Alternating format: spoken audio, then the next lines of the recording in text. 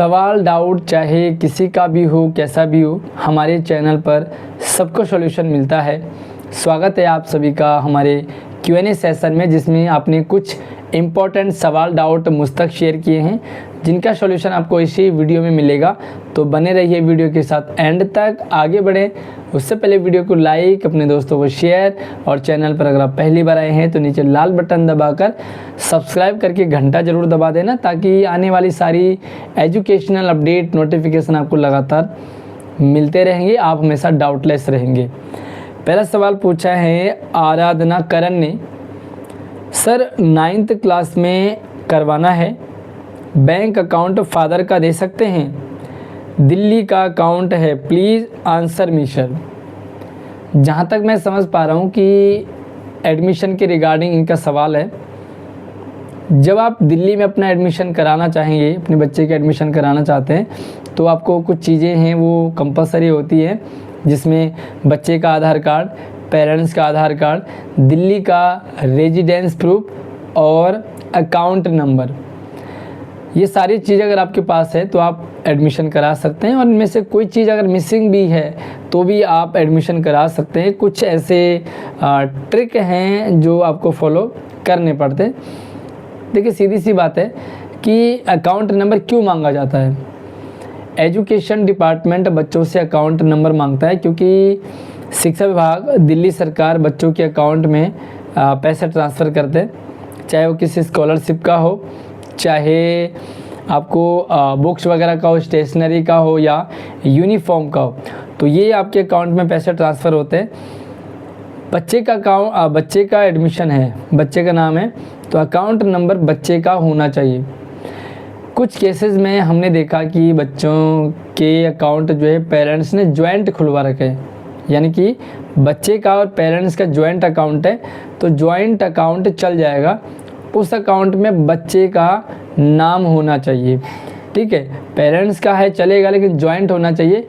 अकेले single parent का अगर अकाउंट है तो नहीं चलेगा, बच्चे का अकाउंट खुलवाना ही पड़ेगा। अगला, अच्छा, बैंक अकाउंट खुलवाने का इजी तरीका है, आप आराम से अकाउंट खुलवा सकते हैं। हालांकि जो अकाउंट हैं वो आपका ज़रूरी नहीं है कि दिल्ली का हो, अकाउंट बाहर का भी चल सकता है। अकाउंट खुला होना ज़रूरी है। अगला सवाल जीनियस ने पूछा है, सर 12th क्लास में स्कूल चेंज हो सकता है, उसका प्रोसेस क्या है? कई बार आपको बता चुका हूँ कि एडमिशन लेना, स्कूल ट्रांसफ़र करवाना, ये हर बच्चे का राइट है, अधिकार है।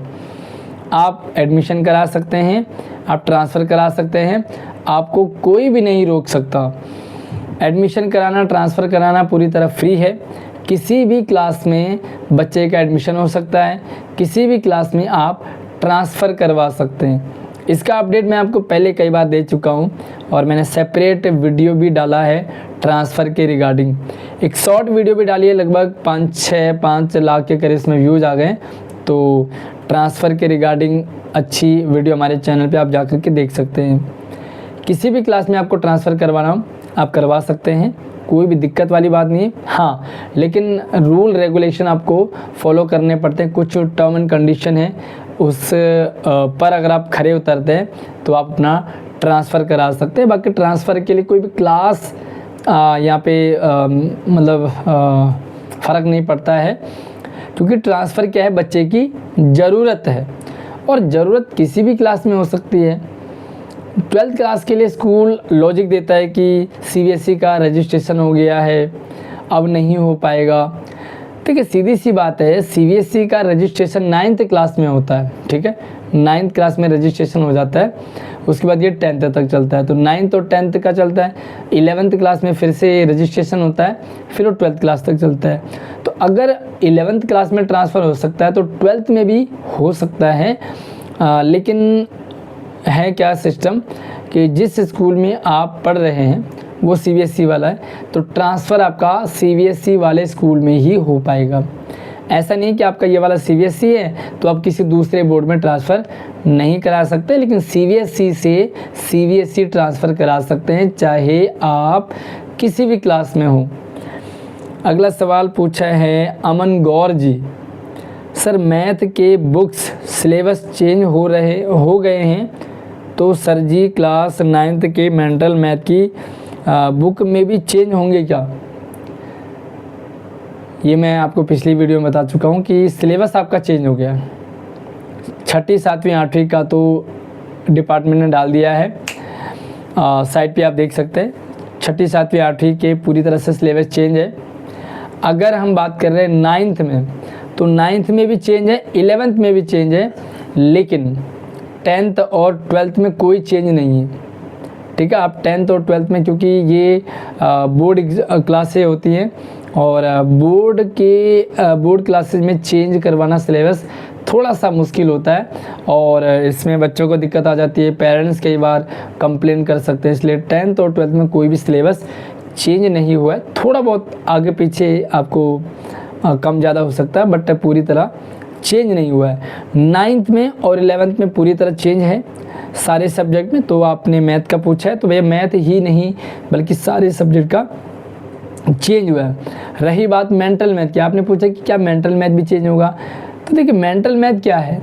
मेंटल मैथ एक कंसेप्ट बेस ऐसे क्वेश्चन है जो बच्चे का एक तरह से IQ लेवल चेक करता है, बच्चा कितने जल्दी आंसर कर पाता है।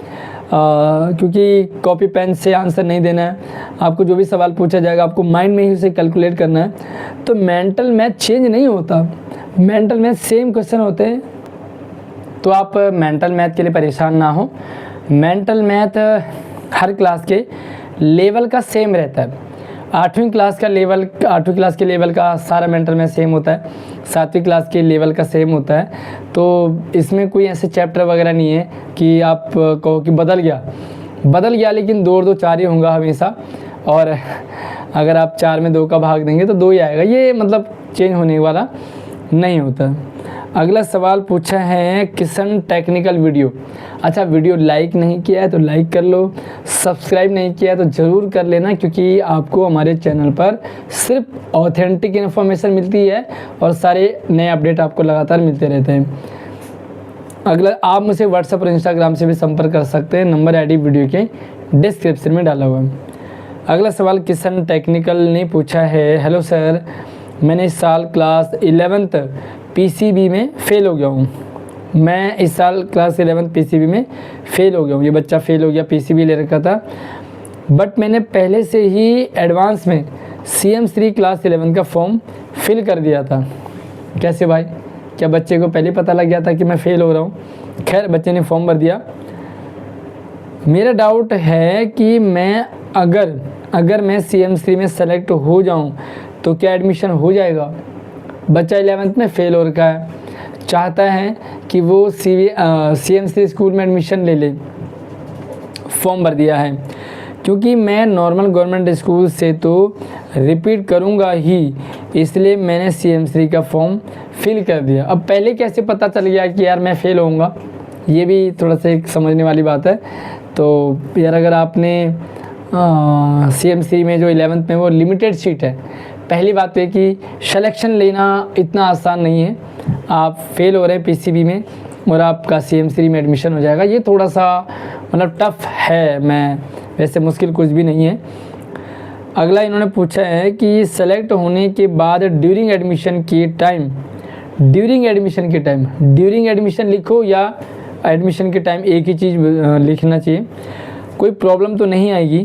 प्लीज़ सर, आपका स्कूल में कांटेक्ट है, आप पता करके बता सकते हैं प्लीज़ सर, रिक्वेस्ट। देखिए स्कूल में कांटेक्ट है या नहीं है, लेकिन हाँ आपके हर एक सवाल का जवाब देने के लिए मैं एलिजिबल रहता हूँ। आपके जो भी आप मुझे कमेंट करते हैं, जो भी मुझे Q&A में सवाल पूछते हैं, तो उनके मैं ऑथेंटिक आपको इन्फॉर्मेशन देता हूँ। देखिए सीधी सी बात है कि आप 11th में पढ़ रहे थे और 11th में आप फेल हो गए, आपने CM3 का फॉर्म भर दिया। CM3 का फॉर्म भरने का जो क्राइटेरिया है कि आप 10th में पास होने चाहिए। अब आप 10th में पास नहीं हुए, आप 11th में फेल हुए, तो आप एडमिशन कैसे लोगे? क्योंकि आप सेलेक्ट हो जाओगे। सेलेक्ट होने के बाद आपसे डॉक्यूमेंट मांगे जाएंगे, डॉक्यूमेंट में 10th पास आउट की मार्कशीट वगैरह मांगी जाएगी और सर्टिफिकेट मांगा जाएगा। लेकिन बीच में गैप है, आपके पास TC होगी नहीं, टीसी स्कूल में ऑलरेडी जमा हुआ है, तो 11th आप 11th फेल की टीसी है तो आप उधर से इधर शिफ्ट नहीं हो सकते, तो ये पॉसिबल नहीं है। आपको 10th पास होने के बाद आप 11th में एडमिशन ले पाओगे। तो ये वो सवाल थे जो आपने मुझसे पूछे। आई होप कि आपके भले सवाल आपने पूछा हो ना पूछा हो, लेकिन काफ़ी कुछ नया सीखने को आपको ज़रूर मिला होगा। बाकी आप भी मुझसे सवाल कोई भी डाउट शेयर कर सकते हैं। मेरा व्हाट्सअप नंबर, इंस्टाग्राम भी वीडियो की डिस्क्रिप्शन में है। अगली वीडियो में नई अपडेट के साथ मिलते हैं, तब तक आप अपना ख्याल रखिए। जो भी सवाल, डाउट, कन्फ्यूज़न हो उसे कमेंट में आप पूछ सकते हैं। जय हिंद।